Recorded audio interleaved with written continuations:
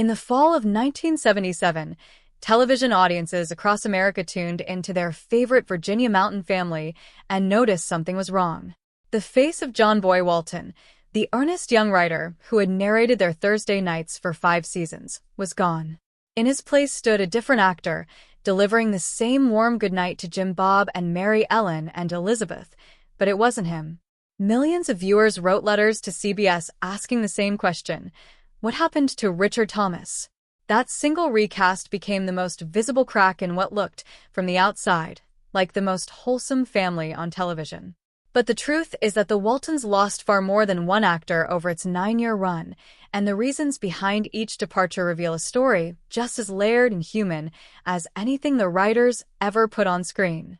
The Waltons premiered in 1972, built from the real childhood memories of its creator, Earl Hamner Jr., who based the Walton family on his own upbringing in Schuyler, Virginia during the Great Depression. Hamner had already explored this material in his novel Spencer's Mountain and later in The Homecoming, a novel about Spencer's Mountain, which became the television movie that launched the series. The show became an unexpected cultural phenomenon, a quiet, character-driven drama that outlasted flashier competitors and became appointment viewing for families across the country.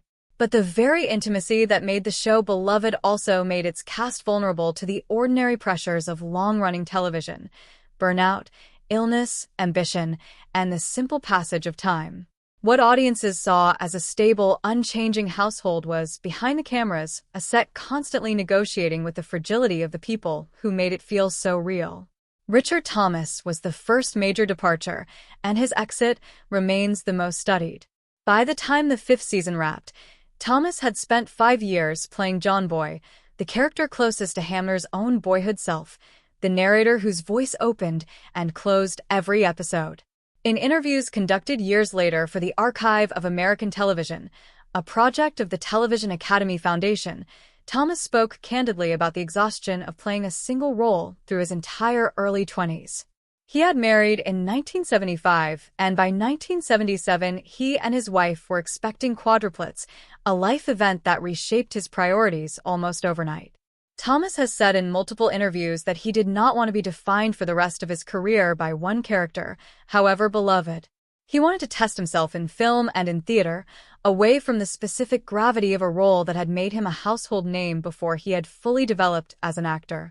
His contract negotiations with Lorimar Productions, the studio behind the series, reportedly grew difficult as both sides weighed how much the show could bend to accommodate a star who wanted to explore other work while still appearing occasionally. The compromise that followed became one of the more unusual chapters in television history. Rather than writing John Boy out entirely, the producers sent the character off to New York to pursue a writing career, an in-story explanation that mirrored the real reason for Thomas's reduced presence. Actor Robert Whiteman was brought in to play a recast version of John Boy for the show's 6th and 7th seasons, a decision that unsettled longtime viewers who had grown up with Thomas in the role. Whiteman later admitted in interviews that stepping into an already loved character was one of the hardest assignments of his career, knowing that no matter how well he performed, a portion of the audience would never fully accept him.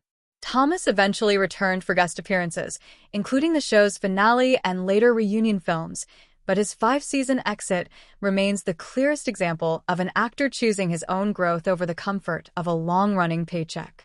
Michael Learn's departure followed a similar pattern, though her reasoning carried a different emotional weight. Learn played Olivia Walton, the steady moral center of the family, for 8 seasons, winning 3 Emmy Awards for the role. But by the early 1980s, she had told producers she wanted to leave the series to return to her first love, the theater. Learn has spoken in later interviews about feeling that television work, however successful, was beginning to feel repetitive to her as a performer trained in stagecraft. Rather than simply removing her character, the writers folded her real desire to step away into the storyline itself. Olivia was diagnosed with tuberculosis and sent to a sanatorium in Arizona to recover, a plot device that allowed her occasional guest returns without requiring her full-time presence. It was a rare case of the show's writers directly translating an actor's real professional needs into the fictional world of Walton's Mountain, blurring the line between the family on screen and the family making the show. Not every departure, however, was a matter of choice. Ellen Corby, who played the sharp-tongued, deeply loving Grandma Esther Walton, suffered a serious stroke in 1976 that left her with impaired speech and mobility. The news stunned the cast and crew, many of whom had come to see Corby as a genuine matriarch on set, not just in the script. Rather than replace her, the production made the extraordinary decision to write Grandma's stroke into the storyline itself, allowing Corby to return to the show gradually as her real recovery progressed, her character's halting speech patterns mirroring her own rehabilitation in front of the cameras. It was an act of loyalty rarely seen in the television industry, and it turned Corby's real medical crisis into one of the most quietly moving arcs in the series. Corby suffered a second stroke in 1981, which finally forced her to step back from regular episodes, though she continued to appear in later television movies when her health allowed. Her courage in returning to work after a life-altering illness, documented at the time in TV Guide profiles and later remembered by co-stars in retrospective interviews, remains one of the most human stories in the show's history. Perhaps the most sorrowful departure belonged to Will Geer, who played Grandpa Zebulon Walton.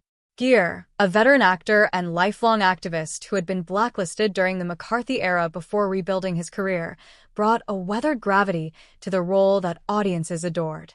In early 1978, Geer died of respiratory failure at the age of 76, a loss that devastated the cast, many of whom had grown close to him as a genuine mentor figure both on and off set. Geer's death was not a choice or a contract dispute. It was simply the end of a long and remarkable life, and the show honored him by writing Grandpa's death into the following season's storyline rather than quietly recasting or ignoring his absence. Cast members including Richard Thomas and Michael Learned later spoke of Geer's death as one of the most painful moments of their time on the series, a reminder that the found family they portrayed on screen had become, in many real ways, an actual family behind the scenes. Ralph Waite, who played family patriarch John Walton Sr., had his own complicated relationship with the show's demands. Waite occasionally stepped away from full-time filming during the series' run to pursue other passions, including a period of theological study that reflected his lifelong interest in ministry, an interest he would later act on by becoming an ordained minister after the show ended. Waite has spoken in interviews about wanting range beyond the steady, dependable father figure that had made him famous, taking on stage work and other projects even while remaining connected to the Walton family both professionally and, according to castmates, emotionally. His absences were shorter and less publicized than Thomas's, but they reflected the same underlying tension that ran through the entire cast, the difficulty of staying anchored to a single character for the better part of a decade while trying to grow as an artist and as a person. The younger cast members, many of whom grew up on the show, have offered their own reflections over the years that add further dimension to the departures and returns that shaped the series. Judy Norton, who played Mary Ellen Walton, has written and spoken about the unusual experience of coming of age on a set that functioned almost like an extended family, with all the warmth and complication that implies. John Walmsley, who played Jason, pursued music seriously during and after the show's run, reflecting the same pull toward artistic identity beyond a single fictional role that drove so many of his castmates. Mary McDonough, who played Erin, has discussed in later interviews the pressure of growing up in the public eye on a show watched by tens of millions of people weekly, a pressure that shaped how she and other young cast members thought about their careers once the series ended. Cami Codler, who played the youngest daughter Elizabeth, eventually left acting altogether to pursue education, later becoming a teacher and school administrator, a choice that speaks to how differently each young performer processed the strange experience of childhood stardom. What emerges from these individual stories is not a picture of a troubled show plagued by scandal, but something more universally human, a long-running production forced again and again to reckon with the real lives of the people inside it. Richard Thomas left to protect his sense of self as an actor and a new father. Michael Learned left to return to the stage that had first called her to acting.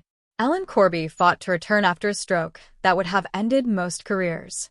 Will Geer's death reminded everyone involved that even a show about permanence and family endurance could not stop time. Ralph Waite searched for meaning beyond the role that made him famous. Each departure, whether chosen or forced, whether temporary or permanent, was folded back into the world of Walton's Mountain with a tenderness that few other productions have ever matched, turning real hardship into some of the show's most affecting storytelling.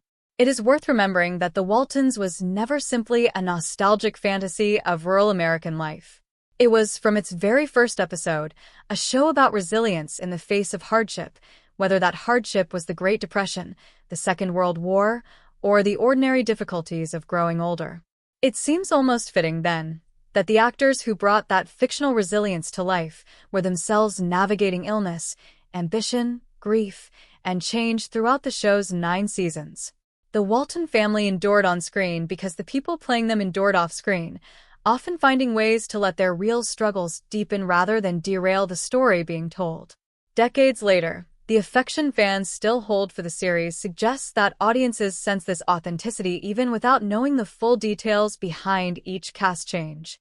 They felt the difference when Richard Thomas left, not simply because a new actor had taken his place, but because something genuine had shifted in the fabric of the show. They mourned Will Geer's absence within the story because they had already come to love him as a real presence, not just a character. They celebrated Ellen Corby's slow return to the screen because it mirrored something deeply human about resilience after loss. In this way, the true story of who left the Waltons and why is inseparable from the story the show itself was always trying to tell, that families, whether real or imagined, are held together not by the absence of hardship, but by how gently and honestly that hardship is carried by everyone involved. Walton's Mountain may have been a fictional place, but the love, loss, and quiet endurance behind its cameras were entirely real, and that, more than any single plotline, is why the show still moves people who watch it today.